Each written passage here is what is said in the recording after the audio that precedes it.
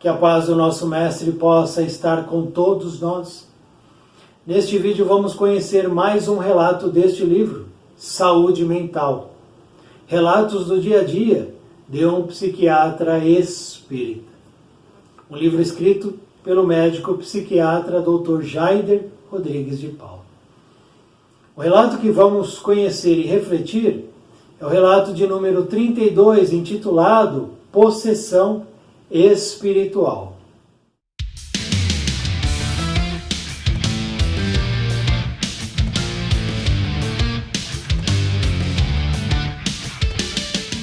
Indicado por um integrante de um centro espírita do interior de Minas Gerais, mais especificamente do sul do estado, atendia uma família extremamente angustiada por verem a filha de 23 anos, enfermeira, noiva, entrar em um surto de agitação psicomotora, necessitando de várias pessoas para contê-la.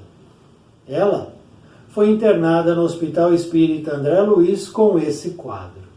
Inicialmente, foram necessárias a contenção mecânica e a medicação endovenosa, a fim de conter a agitação muito desgastante para a paciente e dolorosa para os pais, que eram pessoas amorosas. A paciente dava gritos que podiam ser ouvidos à distância e grunhia como se fosse um animal contido.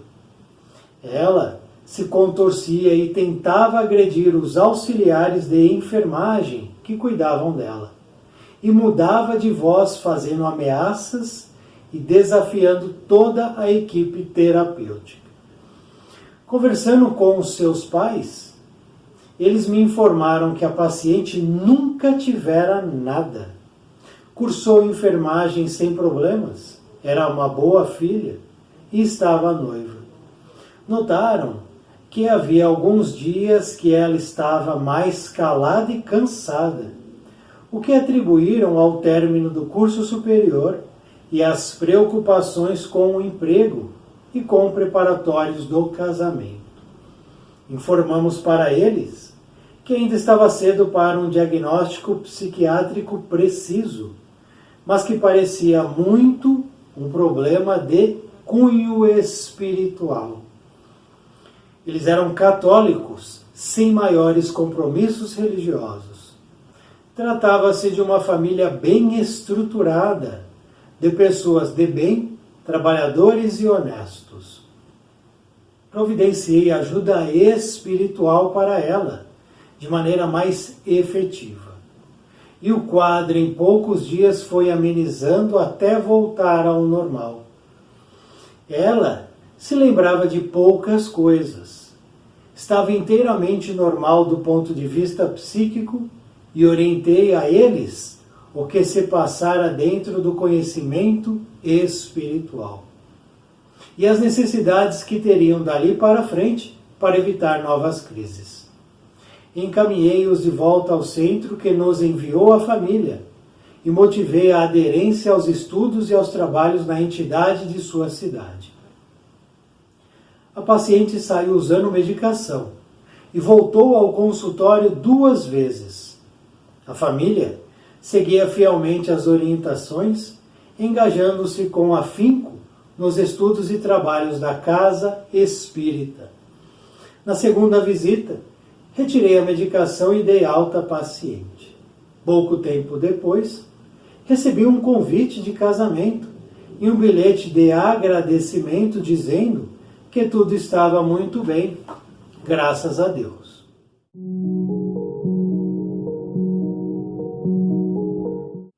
Possessão espiritual. O título do conteúdo que acabamos de conhecer. E esse conteúdo nos trouxe uma questão, que é a questão fundamental desse relato. É a questão mais importante deste relato, que é a seguinte questão. Quando eu estou com um problema, uma situação que está me trazendo dificuldades e desconforto, eu vou procurar a solução dessa questão. E vou procurar ali o profissional ou o local que possa me atender. Então, se eu estou com uma dor de dente, vou no dentista. Uma dor no corpo, vou no hospital, no médico. Se o carro dá algum problema, procuro, né, uma oficina mecânica, um mecânico. Se a geladeira para de funcionar, a gente procura um técnico em geladeira. E assim a gente vai resolvendo as pequenas coisas que vão acontecendo no nosso dia a dia. Procurando sempre deixar tudo da melhor maneira possível em termos de funcionabilidade. Que tudo corra bem, de maneira tranquila. E a pergunta é a seguinte: quando eu tenho problemas no plano físico, eu já sei aonde eu tenho que correr atrás, a depender de cada situação. Quando eu tenho um problema espiritual, o que eu faço? Quando eu estou com uma situação que vai muito além do corpo físico, para onde que eu corro? O que eu devo fazer? Qual o caminho? Qual a atitude a ser tomada? Essa é uma pergunta fundamental. Porque nós temos aqui a personagem, que é a personagem principal, que é uma jovem, 23 anos, que até aquele momento vivia uma vida absolutamente tranquila. Claro, tranquila entre aspas, ela tinha suas dificuldades naturais, mas sem grandes solavancos, sem grandes sustos. Uma família estruturada, ela finalizando os estudos da graduação, prestes a se casar, tudo entre aspas novamente dentro dos conformes. E de repente, sem que ninguém espere,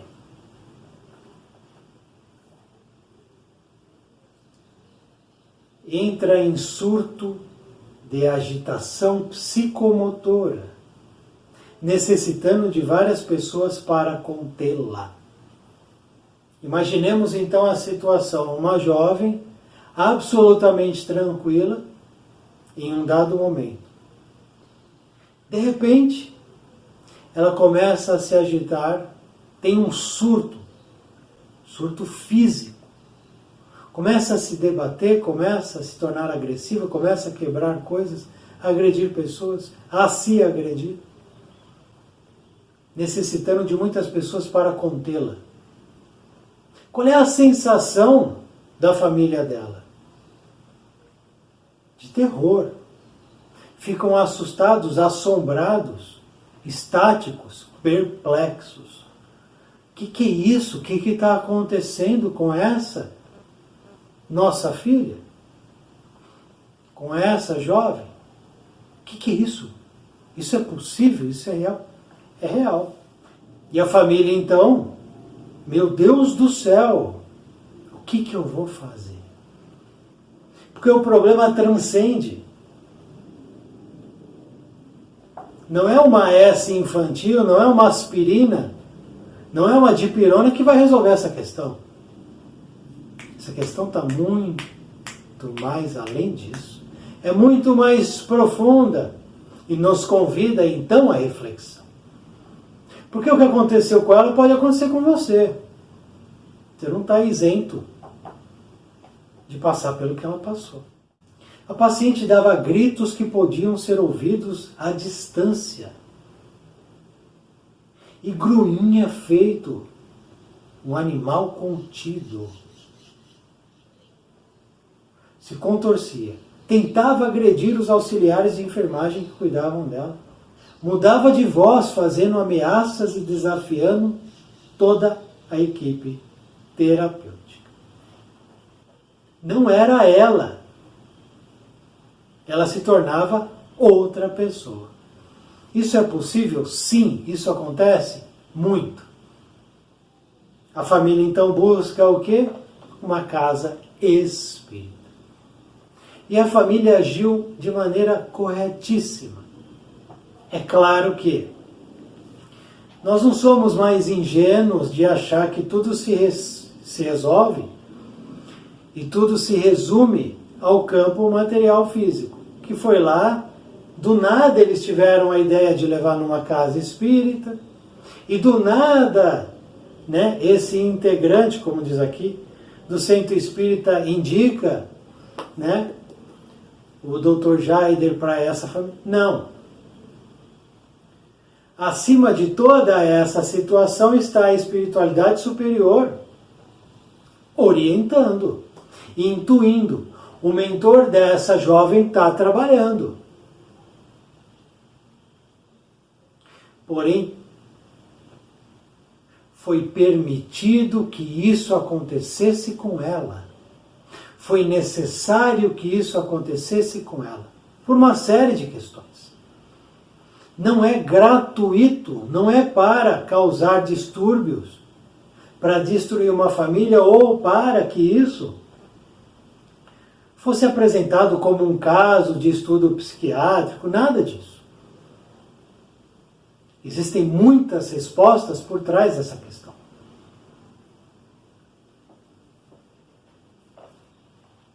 Então a família agiu de maneira corretíssima. Buscou ajuda onde precisa ser buscada ajuda, em termos espiritual, na casa espírita. Casa espírita séria. Não pode ser qualquer casa espírita aí, que tem algumas que não são sérias. Precisa haver uma investigação, um entendimento do que acontece dentro desse centro espírita, dessa casa espírita. E os fatos se desenrolaram. Ela chega então na mão do médico, Dr. Jair, que interna, que medica ela, para que ela pudesse se acalmar, houvesse ali um controle, conversa com a família, começa a levantar ali os dados, as informações, né, o histórico, e diz o seguinte, que é cedo para um diagnóstico, porém parecia muito um problema de cunho espiritual, porque ele também estava sendo intuído, como a família, ele também. E ele diz assim, providenciei ajuda espiritual para ela de maneira mais efetiva. Esse efetiva tem aqui uma informação que ele nos traz. Efetiva, ligada à oração, passes, leituras edificantes do tema do Evangelho e atendimento mediúnico no Hospital Espírita André Luiz. Portanto, ela foi medicada no plano físico e tratada no plano espiritual com essas medidas. Vou ler de novo. Providenciei ajuda espiritual para ela de maneira mais efetiva através da oração. Eles oravam. O médico orava com ela. Os profissionais, os auxiliares de enfermagem, oravam com ela em determinados horários durante o dia. Passes espirituais. Ela recebia passes. Aquele passe que a gente toma quando vai lá na casa espírita, no centro espírita, ela tomava também lá no Hospital Espírita André Luiz. Terceiro, leituras edificantes, é o que a gente está fazendo aqui. Se eu busco a leitura, que é a leitura pelo prazer, busca pela ficção, a busca pela leitura do plano físico, não tem nenhum problema. É válido, é justo, é aceitável. Mas essa leitura é edificante, ela vai me trazer conteúdo, alimento para o meu espírito. Ela vai abrir portas, ela vai me trazer entendimentos que me tiram do lugar comum, que me tiram da mediocridade, do baixo ou nenhum entendimento espiritual, e fazem com que eu suba pelo menos um degrau de entendimento em relação ao plano espiritual. Então aqui é uma leitura edificante de temas do Evangelho. Nós podemos pegar os 4 Evangelhos. E aí não se trata de religião. Se trata apenas de uma leitura edificante com profundos ensinamentos eternos. São 2000 anos de ensinamentos que estão absolutamente vivos.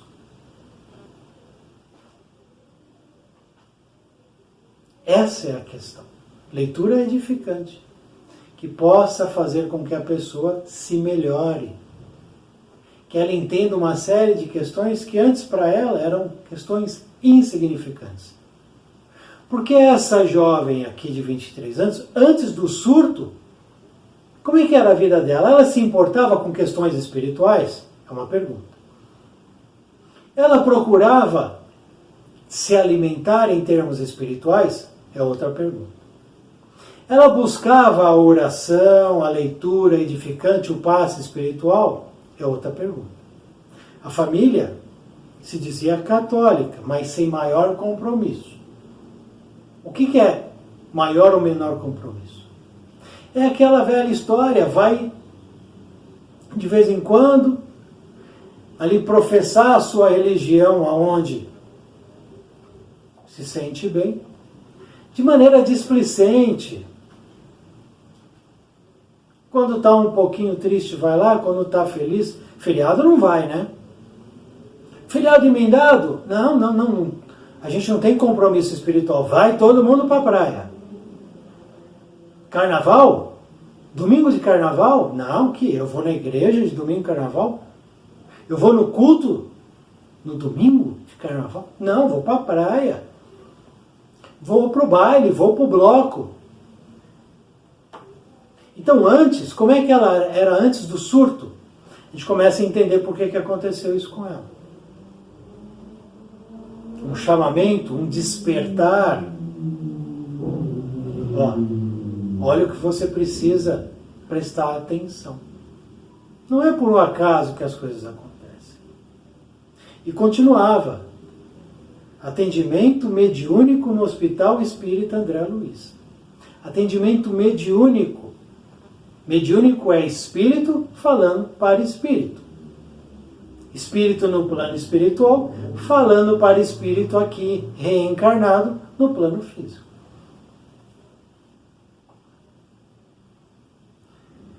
A partir daí, o quadro em poucos dias foi amenizando até voltar ao normal. Então não era nada grave.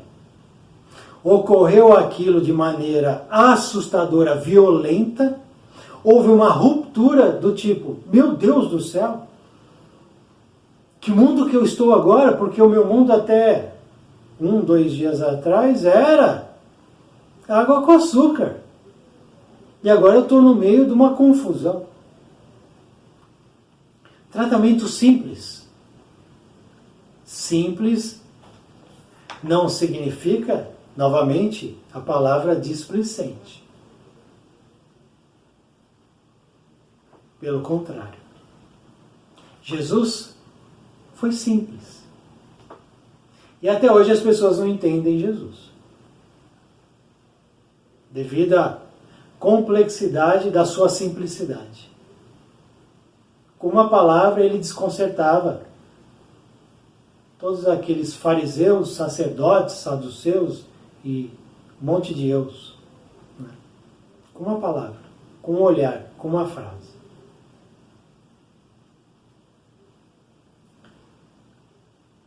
Ela se lembrava de poucas coisas, porque era uma possessão, não era ela por ela mesma. Não era. Era um espírito que se apossava dela.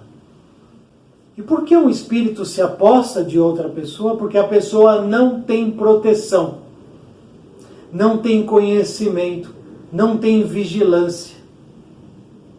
É uma porta aberta. Na tua casa, não importa onde você mora, você deixa a porta aberta, portão aberto? Se você deixa isso aberto, a qualquer momento alguém vai entrar. E aí, o que vai acontecer? Vamos dar uma olhada neste livro aqui, Caibar Schutel, Parábolas e Ensinos de Jesus. Ela não tinha ali a proteção por ela mesma. Claro que ela tinha proteção da espiritualidade, mas até a página 2. A espiritualidade faz a parte dela, eu tenho que fazer a minha parte. Para que haja essa conexão. Porque senão a energia vem de um lado, ela encontra uma barreira. Aí não chega em mim. Vamos em Lucas, capítulo 11, versículo 22. Abre aspas. Quando o homem valente bem armado guardar a sua casa, os seus bens estarão seguros. Mas, quando sobrevier outro mais valente do que ele e o vencer, tirará-lhe a toda a armadura em que confiava e repartirá os seus despojos. Foi o que aconteceu com ela. Veio alguém mais forte e se apossou dela. Por um comportamento nosso é que as obsessões chegam até nós, pelos nossos comportamentos. Porque a gente se esquece do mais importante, que é o espírito. Quando eu olho para a matéria, naturalmente que eu estou esquecendo do espírito. E o espírito se fragiliza. Vem alguém mais forte e entra na minha casa, toma minha armadura e reparte os meus despojos.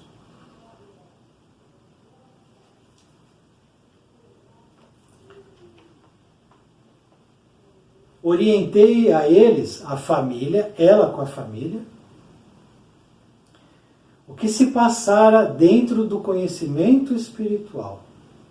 E agora vem uma anotação também do médium. A paciente, médium sem o saber, se encontrava em estado de incorporação contínua ou subjugação espiritual por um espírito inferior. Esse era o caso, o diagnóstico. Espírito inferior, como define Allan Kardec em O Livro dos Espíritos. Essas situações muitas vezes são permitidas para o despertamento espiritual da pessoa e da família afetada. Ele está falando aqui, eu não tinha lido essa parte, que eu acabei de falar agora há pouco, despertar. Uma mudança de postura. Acorda. Porque a vida não é só matéria. Da família afetada, que certamente possuem vínculos e compromissos espirituais com o espírito em questão. Esse espírito que incorporou, que tomou posse das faculdades físicas motoras dessa jovem, não é um espírito desconhecido. É um espírito simpático a essa família, ou seja, que conhece essa família, que tem situações de débito em aberto com esses personagens que formam essa família. Não é gratuito. Não é um espírito que escolheu ela de forma aleatória, falou, vou aqui sacanear ela.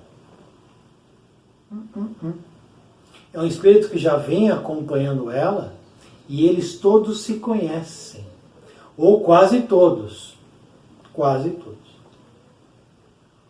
Que certamente possuem vínculos e compromissos espirituais com o espírito em questão, auxiliado e socorrido no atendimento mediúnico, ao mesmo tempo em que a família se abre para o conhecimento da realidade espiritual e para o chamado trabalho no bem. Essa é a misericórdia de Deus, que atende o encarnado e o desencarnado. A espiritualidade superior ao permitir que esse espírito incorporasse nela e perturbasse toda a rotina da família,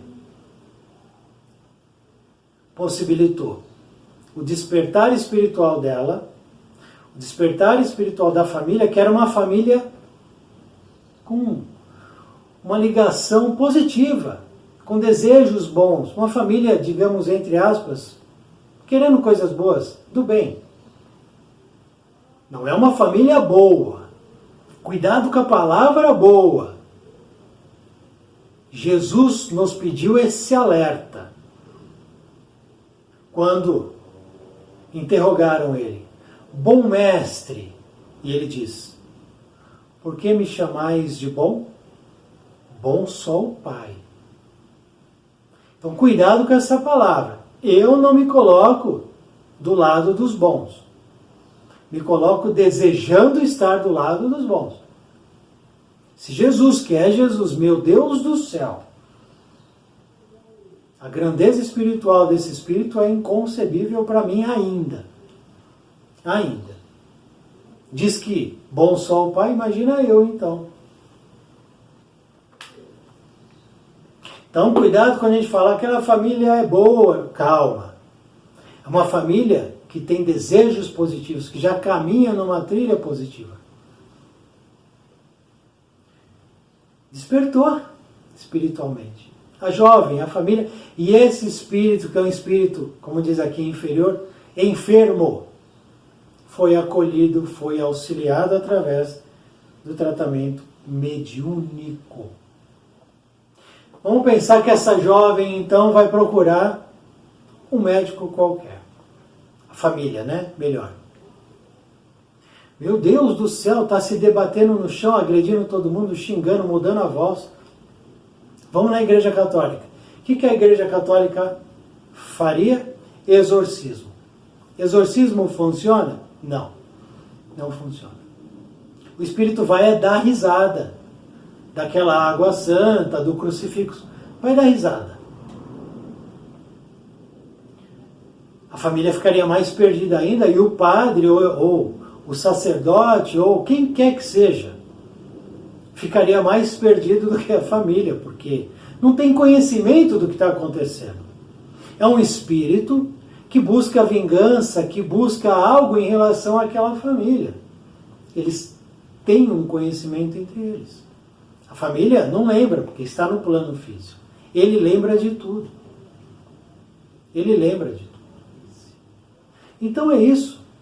Eles foram procurar numa casa espírita, acertaram, porque foram intuídos. E houve então um despertar geral de todos, porque ela tinha a mediunidade aflorada. A mediunidade estava sendo manifestada. Então ela,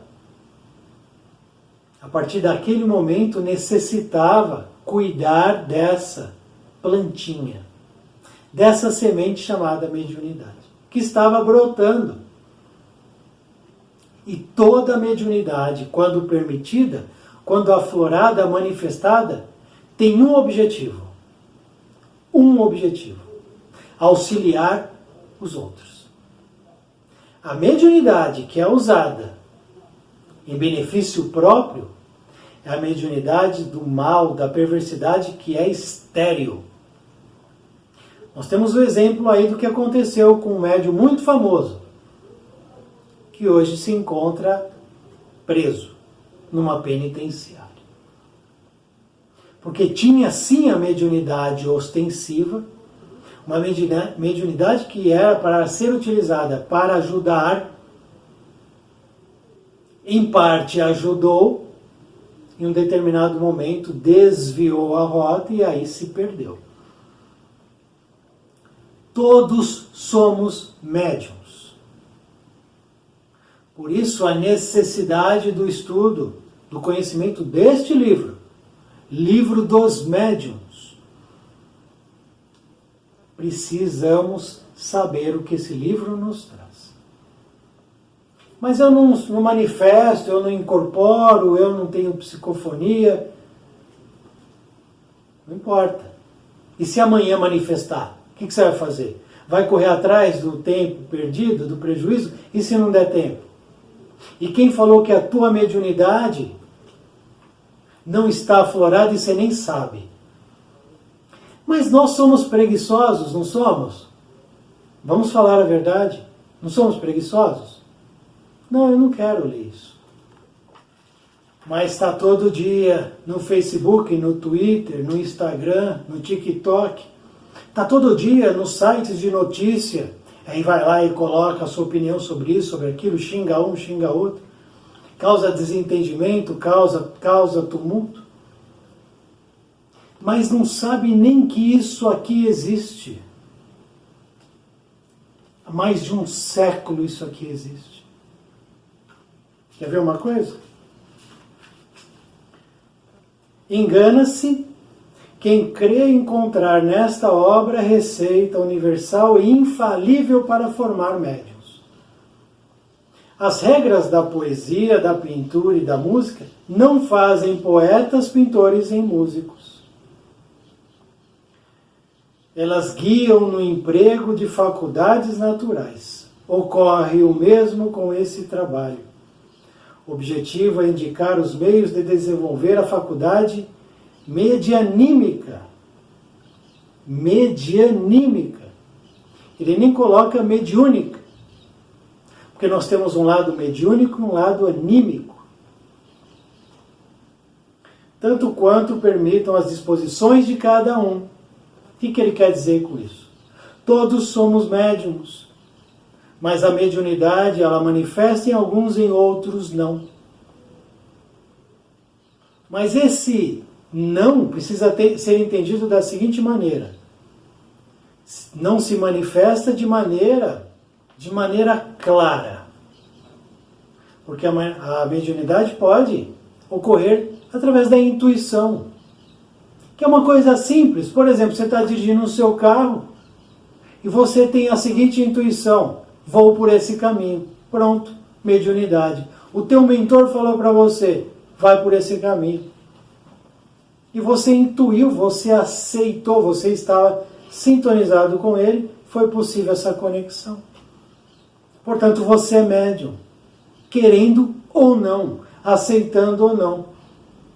E da mesma maneira que você pode ser muito bem intuído por espíritos trevosos e ignorantes, perversos e vingadores, que querem ver a tua queda.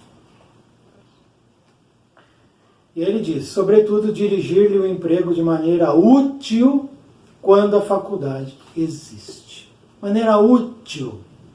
A mediunidade tem um objetivo, ajudar o próximo, seja ele no plano físico ou no plano espiritual. Nós temos aqui as parábolas de Jesus com reflexões de Caibar Schutter. Nós temos aqui livro dos médiuns. A quantidade de informação aqui é incrível. E nós temos aqui relatos do dia a dia de um psiquiatra espírita. Não falta informação e instrução para quem deseja se instruir. Quem não deseja, paciência. A vida trará, no momento certo, esses que não desejam, ao estudo sério. É questão de tempo. Não começa agora, começa lá na frente. Se começa agora, começa muito mais adiantado.